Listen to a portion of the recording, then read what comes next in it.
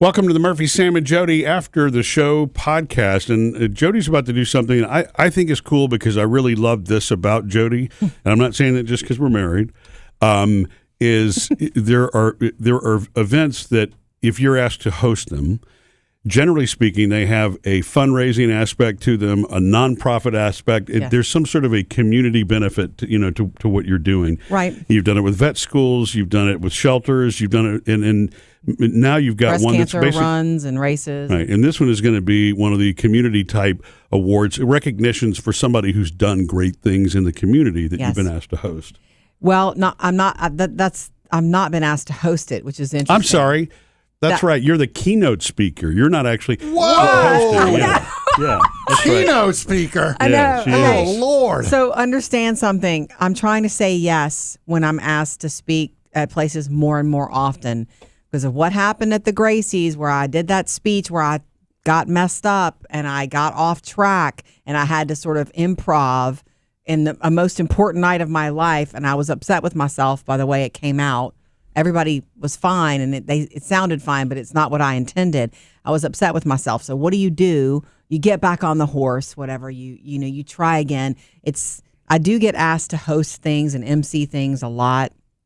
And mostly when I can, I say yes, but it is something I want to improve on and get better at. People assume that you're going to be great in front of a crowd because we do this.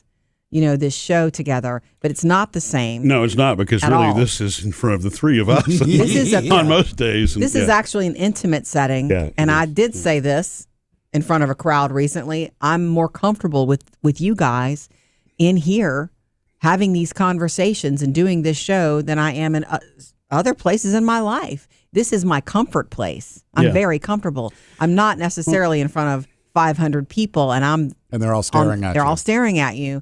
And you're at the podium and you're there to do a job and you bring the energy. And, not every event has keynote speaking. The events that are looking for MCs, what's interesting to me about that over the years of doing that, being a host to me is more challenging, stressful, prep and everything up front than keynote speaking. Because at least keynote speaking, where you're going to go, what your topic is, you'll go A to Z, and that's that. Right. MCing requires you being on the fly, vigilant about what's happening across the room and adapting as you need, and making sure you stay on course. And the last thing I hosted was I was the MC for an event, like an award ceremony, and there were a lot of tough names that I worked on getting correctly, and I didn't get them all right, and I apologized for it. It was lengthy. By the end of it, I thought I needed a cough drop. It was a lot of ground to cover. But you did a great job. I did fine. I was proud of myself afterward, and even they even said, "We'll have you back next year because you finished earlier than we expected." Yeah, so that's interesting. Well, and you do take it seriously. I do. This is difficult almost to explain, that when you're in an MC role, you're also cognizant about the time factor. Exactly. And, you've got to keep the events running so that you're not keeping everybody there late. You have to really read the room. Right. And it's very easy to get lost in the middle of it as things are happening, to start to, lose track of time. Yeah. And so for the one that you're talking, I know that's not the one you're about to do the keynote for, but you actually wrapped up the one that you hosted recently in 30 minutes ahead of time schedule? How much ahead of schedule? About 20 or 30 minutes earlier than they thought. Right. And they were like, "We're going to have you back next year." And it did not feel rushed. Every single, recipient got their time and, and their photos and all of that. Right. Yeah.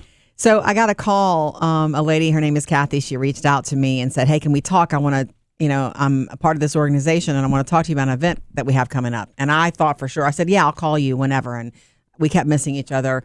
And it was the other day, and I went to take a walk. I put my earbuds on. I'm getting my exercise in. I thought, let me call Kathy. And I called her, and we're walking, and I thought for sure I would have bet my life on the fact that she was going to ask me to MC it. Just move things along and be the host. And she's like, "No, we have our MC. We want you to be the keynote." And I almost tripped. Now, I have spoken before at places where I'm the speaker. Long time ago, smaller groups or whatever. Yeah. This is going to be a few hundred people. It's formal, and I'm the keynote. Wow. The good news is that I have, and it's to celebrate someone in the community. Yeah. Nominations are coming in. That person hasn't even been picked yet. Right, exactly. So I'm really excited to do it, and I even thanked her for asking me. They're very excited. You guys are invited as well, but not to Keynote. She even said we want a single Keynote speaker, and the guys can come with you, put them in their tuxes, and they'll have dinner with us and whatnot, but we want you to Keynote. What is do you have a topic that you were given? No, I even said that. Do you want to give me a topic or a direction? She said, no, we want you to do you. Tell us your stories. Tell us what you think. That's in your wheelhouse. And, Yes. I would say for anybody that gets put in that situation, or if you've ever doubted yourself and you're going to be speaking at an event, it actually is easier for you to speak about something authentically. Yes. If it's something that's meaningful to you and you're passionate about it, you're still going to be a little bit nervous when you go up At there. first, yes. But it's going to feel real. And it's just going to connect with you because you're not just trying to read something from a script. No. You're not trying to create something that's really not connected to you. And Jodi, I think that's one thing that you're really, you're good at, is making sure that when you do any sort of keynote type speaking that you've done in the past, you choose something that comes from a very real place that you also think has a benefit to the I'm audience. going to somehow find a way to connect it to whoever's being honored. Yeah. Because I will open the thing. As I understand it, I'm the first one. Keynote is usually first, and you set the tone. That means you set the tone. You're like entertainment almost. And so you set the pace. And I do have a lot of little stories. But once I find out who is actually being honored, I'm going to find out some things about them. Sure. So that the night bridges from me to whoever's going to take over and host Very and MC, smart. and then to that person that we're there to celebrate. Yeah. If So- you need any help with any jokes you want to drop in, let me know.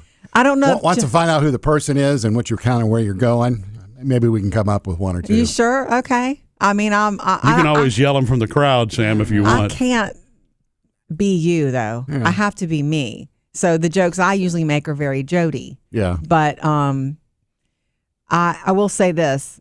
I was really honored to be asked to be the keynote. There was a tiny little part of me inside my head going, don't say yes to this. Because when November rolls around, I've got until November. It's several months away. It's going to be like, oh, I got to do this. But I want to get better at this. You don't love grow that. without a little discomfort, right? I love that so much. I want to get better at this. I because- respect that so much. Well, thank you. You're invited. You're invited too, Sam, if you want to come. But I'm going to tell you this. In the past, every other time I've ever spoken at anything, even the last one I hosted, the award ceremony, I read over everything. I said the names out loud. I didn't really time it, but I read everything. I made sure that I knew every word. I've never practiced. Not really. I've never practiced what I was going to speak. I'm going to practice it. Yeah. Because I'm not going to roll in there being asked to do this and not practice it. They say, even if I do it in front of the mirror or in front of our dog Champ, I'm going to run through it one or two times first, and then just show up and hope for the best. Do you have a time limit? Yeah. Well, I said, when she asked me, I said, are we talking like 10 minutes? And that's what I was hoping for. She goes, you can go 20. I'm like, I wanted to say, I don't know if I can go 20.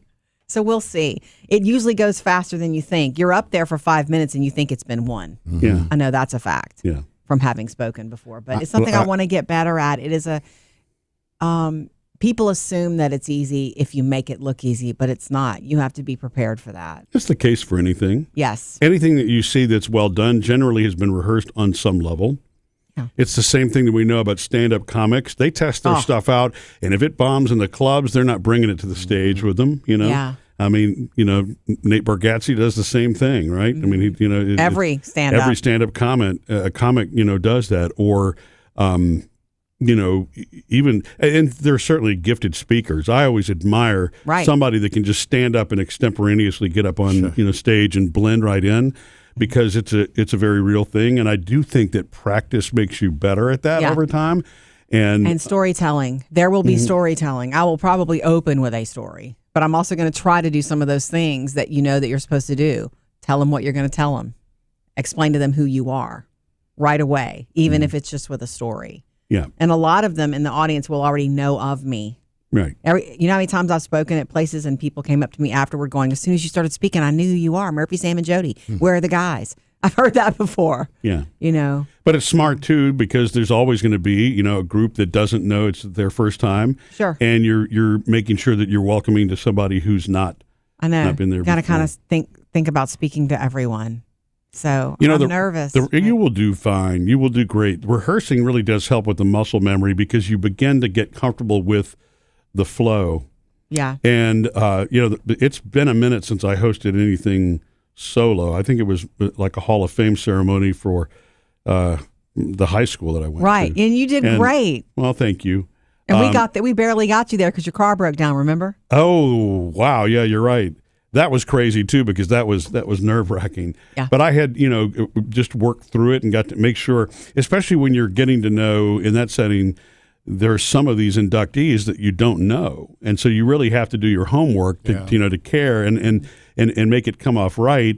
And, I'm a admitted perfectionist. So I can't just have somebody hand me a script for people that I don't know about and sincerely induct them into a Hall of Fame without really knowing something, about them. Yeah. It's so weird about I had somebody ask me today, Jodi, about how things went at the Gracies when you were, accepting your award as radio syndicated host of the year for 2025, even though I know the award ceremony was this year. I think it's for 2025, I think it was for 25. And, they, in that particular ceremony, there are a lot of people that want to use a teleprompter. And so that was required. And we've already done a podcast on this before where you talked about, that was hard for me. Last minute, you got requested for the change, and then the teleprompter wasn't moving, and it throws you off. And I had to go off script and just do it. Yeah, and that's where I think the muscle memory really comes in and kicks in, just by rehearsing it until you're comfortable. Yeah. I always used to stress out because I would try to get everything verbatim exactly the way I wanted it delivered every single time. Right. And it's funny how you can go through it 20 times in your head and then it just flows. The flow takes you in a different direction. Right. But once I began to ease up and just trust the process, yeah, you know what I'm saying? It's again, because even if when I was asked to do something and I didn't know who the people were that I was inducting, by the time I got to know them, I was comfortable enough to be authentic, I guess, again, is the right word. When you met them before you went up? Yeah. Yeah. And then talking about them, you're not quite as nervous because, again, you're familiar versus being like wound up in a script. Prepare as much as you can is the goal. And it's funny because you're offering jokes for me, Sam, but do people not ask you to host things? No. I'm surprised. You would be great. I think the last thing I was asked to do was be a part of a Christmas play at church. Did you do it? I was a radio announcer. Awesome. Not much you of were a playing stretch a part. there. Yeah. And I had a script to go by, so. And how did that go? It went great. Did you throw in any side jokes? Yeah, we had some problems hearing each other, and he had a wild-looking sweater on, and so while we were trying to kill time ad-lib between something going wrong, I started talking about his sweater. Perfect. See, that's your gift. That's your talent. Yeah. But I'm just saying, I can't get in front of a group of people and talk. That's not true.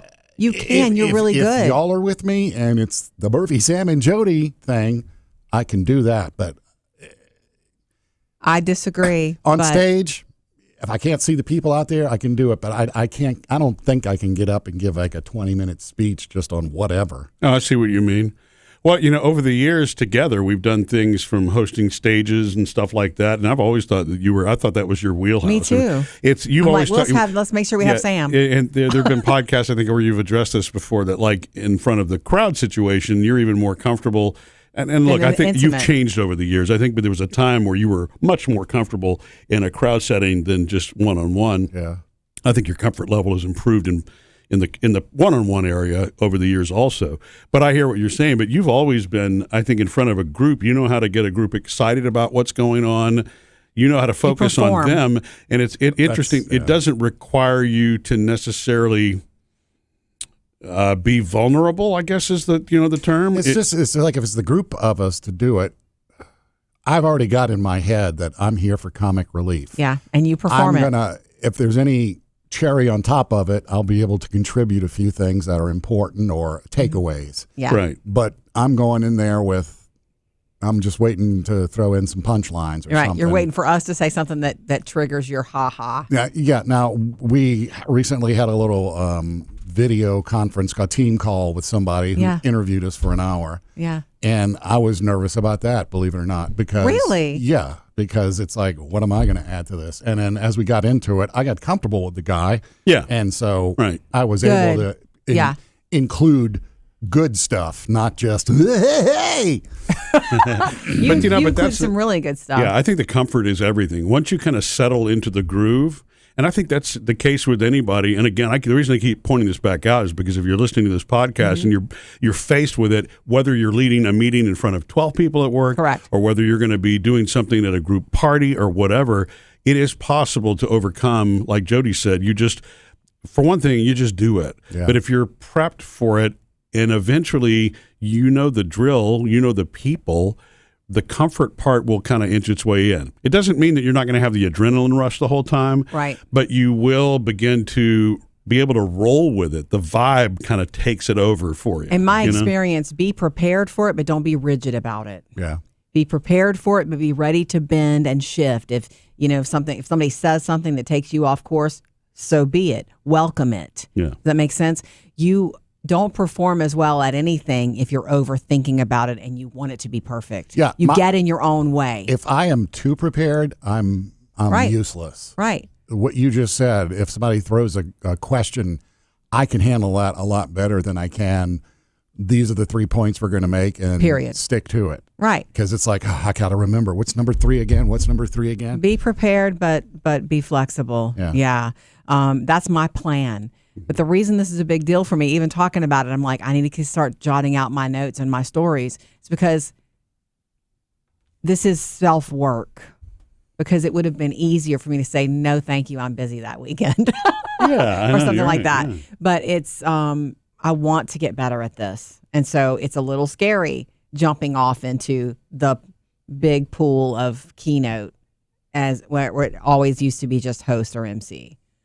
But I want to get better at it. I think that you will do, well with that. And the little things, Sam, you just said something I think, would be beneficial for anybody to know that even if you have, 3 things that you wanted to cover, if you didn't state that from the beginning, the audience may not know that. Yeah. And so if number 3 goes away, it just goes away. We tend to get in our own heads about it and be more concerned about it. Yeah. Kind of like what happened with you with Gracie's, Jodi. Yes. I mean, it's still, if you wind up just focusing and don't let that distract you and you just move on. Mm-hmm. And I would probably say, if 1, 2, and 3, I'm sorry guys, I just forgot number 3, and you kind of laugh it off. So we get out of here early. Yeah, and right. And the audience, I think did it. Yeah, exactly. Right, exactly. The audience, I think, is forgiving of that too. Yeah. I don't know that anybody sitting in an audience expects perfection from a speaker, unless you've paid money to be there and it's a seminar and you're expecting some sort of takeaway that's of value to you.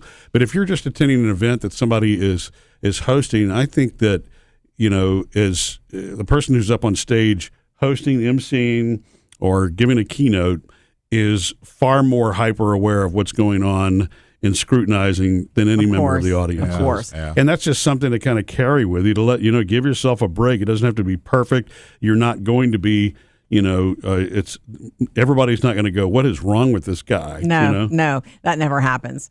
I will leave you with this. Before the Gracies, and I will always remember it, what a gift it was that our youngest daughter, Phoebe, said something to me. Because I was saying, I'm nervous about the speech, but I have a teleprompter. I was like, see you later, love you, can't wait. She was like, just remember, something like this, I'm paraphrasing. She said, everybody in the room wants you to succeed. Mm-hmm. Yeah, and I was like, thank you, you're right, That's Phoebes. Brilliant, actually. And Very brilliant. I remember thinking that night. After it was over, like, well, at least they wanted me to succeed, and everybody thinks it was, right. It was good.